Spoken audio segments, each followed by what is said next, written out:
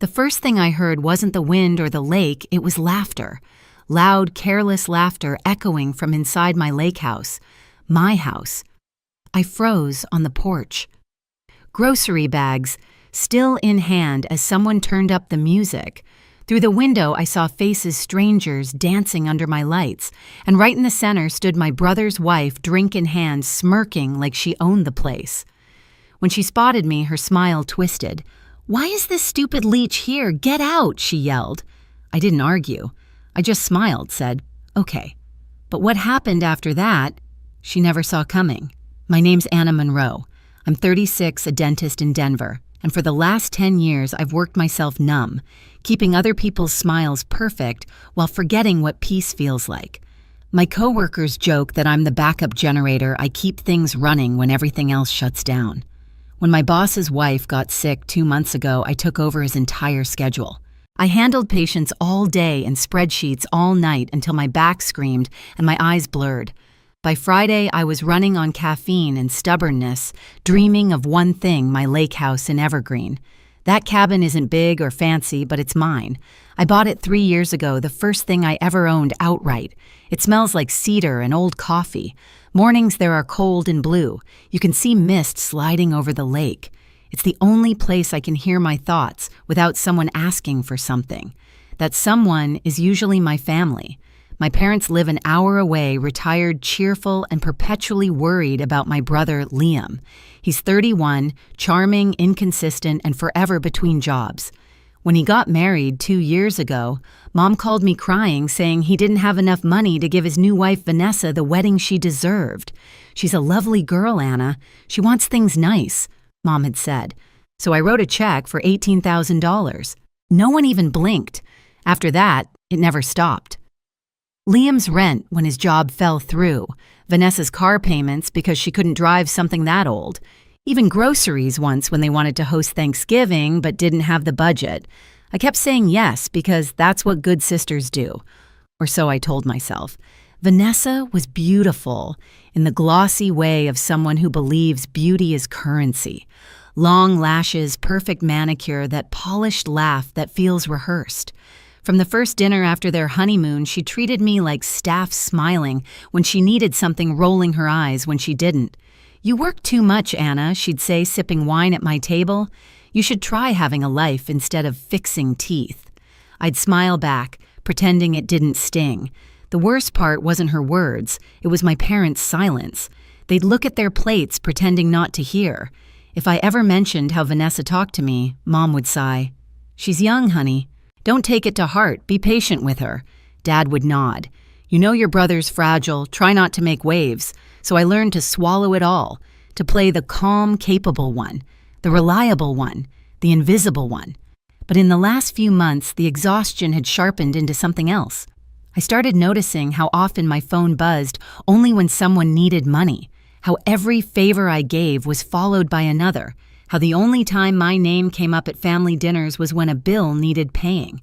That's why that Friday mattered so much. It was supposed to be mine, my weekend. No calls, no emergencies, no one's problems but my own. I left work late, picked up pasta, wine, and chocolate from the grocery store, humming to the radio like it was a victory song. The drive to Evergreen felt like escaping gravity. I remember thinking, if I can just get to the lake, everything will feel normal again. I didn't know that by the time I parked outside my cabin, normal would be gone. When people talk about favoritism in families, they always make it sound small, like an eye roll at dinner or a forgotten birthday. But it's bigger than that. It's the quiet way your parents' tone softens when they speak to one child and hardens when they turn to you. It's the way your success becomes invisible and someone else's mediocrity becomes potential. For me, that's how it's always been with Liam. I bought my own house. "Well, you never had kids, Anna. You can afford it. He missed 3 months of rent. He's trying, sweetie. I work 10-hour days. Don't overdo it. You'll make us worry. He slept till noon. He needs rest. He's under pressure." At first, I thought maybe I was imagining it, but the pattern repeated so many times, it became the rhythm of our family. Last Thanksgiving, when I brought a pumpkin pie, Vanessa announced she'd made a real one from scratch. Everyone praised her for hours. When I mentioned the wine I'd brought, Mom smiled politely and changed the subject. I remember standing there holding my own contribution, like it didn't exist. Still, I told myself that's family, you love them anyway. You forgive things they don't even realize they're doing. Then Liam started calling every month. Hey sis, rent's late again, can you help? I'd transfer the money and promise myself it would be the last time. It never was. Vanessa didn't work, said she was manifesting her next opportunity. I tried to give her credit for confidence, but it wasn't confidence, it was entitlement. The lake house was supposed to be the line I drew for myself, the one thing untouched by obligation. I'd even given my parents a set of keys, told them to use it whenever they needed a quiet weekend. When Liam asked for one too, I hesitated, but Mom said, it's his sister's house, not a stranger's. He won't break anything. I handed him a spare key. Maybe that was my first mistake, thinking family meant access. It started small, a missing bottle of wine, a throw blanket that vanished muddy footprints on the porch when I hadn't been there. I told myself I was imagining things, until one weekend in August I arrived to find a damp towel in the bathroom and 2 toothbrushes in the cup by the sink. I texted Liam. Were you at the house this week? He replied, yeah, just for a night. Hope that's okay. It wasn't, but I said it was. And that's the problem with people like me, we say okay. When it's not hoping, silence keeps the peace. So when I pulled up that October evening, saw those strange cars outside, and heard music pounding through my windows, I already knew. I just didn't want to believe it. I gripped the steering wheel until my knuckles turned white. My pulse climbed. I'd given everything to keep this family together, and somehow I was the outsider, the one intruding. I stepped out of the car, cold air biting at my face, and whispered to myself, not this time. The front door was unlocked. That alone made my stomach twist. I pushed it open and a wave of noise hit me. Music chatter, the crackle of laughter bouncing off the walls I painted myself. The smell of cheap perfume and beer hung heavy in the air. My lake house looked like a rental after spring break. 10 people were inside Vanessa's parents on the couch, a few cousins I'd never met. Someone stirring a pot in my kitchen. My kitchen. And in the middle of it all stood Vanessa, a glass of rosé in one hand, my linen shirt hanging off her shoulder like a trophy. When she saw me, her expression froze, then melted into a smirk. Well, look who showed up, she said, voice syrupy with wine. I looked around, waiting for Liam. He was there by the window, holding a beer, eyes glued to the floor. Not one person moved to greet me. I didn't know anyone was here, I said quietly. This is my weekend. Vanessa tilted her head. We have a key, she said loud enough for everyone to hear. We just thought we'd use the place for a little family getaway. You don't mind, do you? Something about the way she said we made my skin crawl. I set my grocery bag on the counter. I do, actually. You're all leaving tonight. This isn't a rental. A hush spread through the room. Someone turned down the music. Vanessa blinked, then laughed, a high, brittle sound that sliced the silence. Are you serious? We just got here. I felt everyone's eyes on me like I was the intruder. Vanessa's voice rose sharper now. You always have to ruin things, don't you? God. Liam, your sister is impossible. He said nothing. That's when she turned to her family, waving her drink like a conductor. Why is this stupid Leech here? Get out! For a second, I couldn't breathe. My ears rang. The word Leech echoed through me like something physical, a slap I couldn't block. I looked at her, her perfect hair, her glossy smile, and saw what she really meant. I was never family. I was a wallet with a heartbeat. The room waited for me to explode. I didn't. Instead, I smiled. It wasn't forced or shaky. It was calm, too calm. I picked up my car keys from the counter, met her gaze, and said, okay. Her grin widened victorious. Good, I'll leave. I finished voice steady. I walked past her, past my brother who still couldn't look at me, past the couch where her parents pretended to check their phones. Each step felt lighter than the last. Outside, the cold hit me full in the face. My hands shook as I unlocked my car, but not from sadness, not even rage, just clarity. As I backed down the drive, the house glowed behind me, full of noise and people who'd mistaken kindness for weakness. By the time I reached the highway, the music was gone, replaced by the hum of tires and the faint buzz in my chest that felt like awakening. At home, I unpacked the groceries, wine, pasta, chocolate, set them on the counter, and stared at them for a long time. Then I made tea, sat down, and opened my banking app. Line after line, rent payments, car payments, transfers, gifts. More than $50,000 over 2 years. The next sip of tea was bitter, but it steadied me. That night, I didn't cry. I didn't call anyone. I just made a decision. The next morning, I woke before sunrise. The city outside my window was still gray and quiet, but something inside me had shifted, like a switch flipped overnight. I wasn't the exhausted, accommodating sister anymore. I was done. By 7, I was standing in line at the bank, coffee cooling in my hand. When it was my turn, I smiled at the teller. I'd like to remove someone from my emergency account. My voice was steady, almost cheerful. She typed, confirmed my name, and asked, "Who would you like to remove my brother Liam Monroe?" Click. 5 minutes later, he no longer had access to my money. From there, it was simple.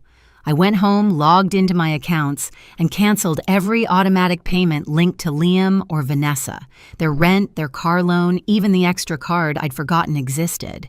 Each click felt cleaner than the last, like cutting threads I hadn't realized were choking me.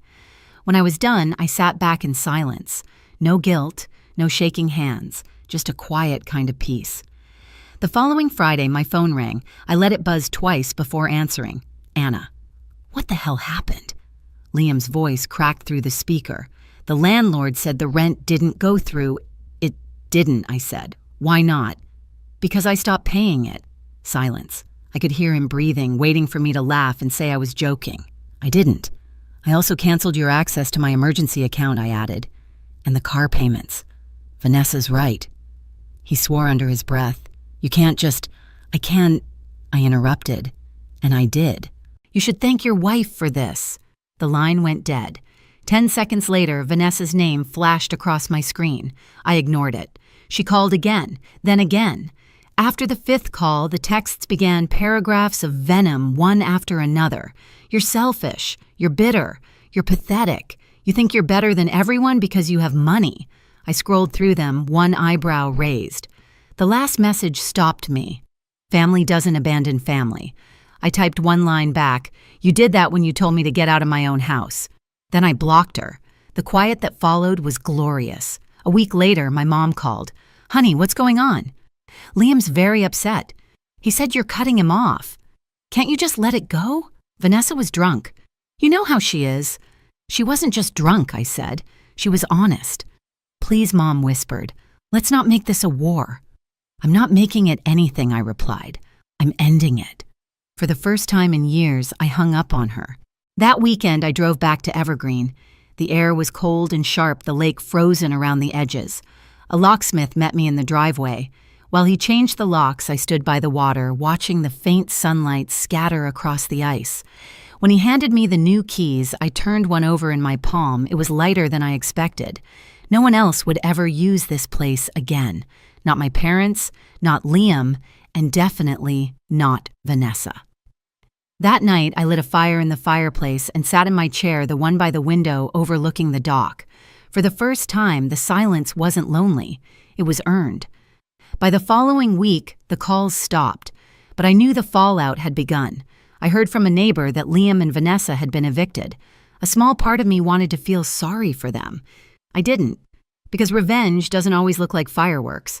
Sometimes it's just the sound of doors locking quiet final, and yours. 2 weeks passed before the first crack in their perfect image appeared. My mother called voice tight, whispering like she was confessing a sin. They've been evicted, she said. Your brother and Vanessa. The landlord kicked them out. I stirred my coffee slowly. I see. They're staying with us for now, she added. It's just temporary. Of course, I said. Though I knew temporary in my family usually meant indefinitely.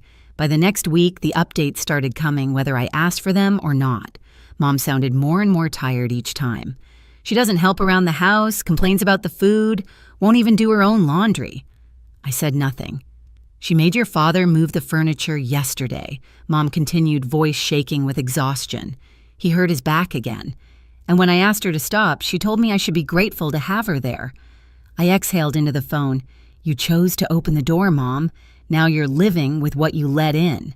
Anna, please don't be cruel. I'm not, I said quietly. Just honest. The calls slowed after that. 4 months went by. Work was steady, calm. My patients smiled again. I did too. I'd saved more money in that short time than I had in the last 2 years. My weekends belonged to me. Sometimes I'd drive to the lake house, sit by the water with a book and a blanket, listening to the birds and the wind. The same house that once felt tainted by their noise now breathed again. Then one chilly afternoon, my parents asked to meet for coffee. I walked into the cafe expecting another guilt trip. Instead, they both looked older, smaller somehow. Liam and Vanessa are getting divorced, Mom said flatly. She's been awful to him, said things you wouldn't believe. Dad nodded. She called him useless, wrote online that she wasted her life on him. For a moment, I didn't know what to say. I dreamed of this kind of justice, but standing in front of it, it didn't feel triumphant. It felt heavy, inevitable. I'm sorry, I said softly. For him. Mom looked at me with wet eyes. You were right, Anna, about everything. We should have listened. I didn't gloat. I didn't have to. Weeks later, I heard the rest through her updates. The divorce finalized. Vanessa moved back with her parents. Liam found a new job, one that finally paid well. It turned out that once he lost his cushion, he learned to swim. When he called me for the first time since it all happened, his voice was hesitant. I just wanted to say thanks, he said, for stopping what you were doing. I didn't get it before, but I do now. I felt my throat tighten. I'm glad, Liam. I'm sorry, he added, for not standing up for you that night, for all of it. I smiled, tears stinging, but not falling. We're okay. And we were. Slowly, the fractures in our family began to mend, not perfectly, but honestly. The lake thawed with spring. The trees budded again, soft green against the blue water. One Sunday, I invited my parents and Liam to dinner. No outsiders this time. We ate, laughed awkwardly, and when they left, my mom hugged me longer than she had in years. Later, I stood on the porch watching the sun dip below the lake. For the first time, I didn't see loss in what had happened. I saw balance. The noise was gone, replaced by stillness, and I realized I finally had peace. Spring melted fully into summer, and the lake turned to glass again. The air smelled of pine and new beginnings. I drove up to the cabin one evening after work, no traffic, no phone calls waiting, just the sound of gravel under my tires. Inside, everything was clean and quiet. The same couch where strangers once sat was now covered with a soft blanket and a half-read novel. I lit a single candle on the counter and opened the windows. The air moved through the house like forgiveness. I walked down to the dock with a glass of wine, the same spot where months ago I'd stood trembling with anger. The water reflected the sky, pink fading to gold, and I thought about how strange peace feels when you've lived too long in chaos. Liam was doing well now. My parents had stopped apologizing in words and started showing it in actions. Sunday dinners, gentle questions, no more guilt. Even Vanessa had disappeared from our story, her name no longer sharp in my mind.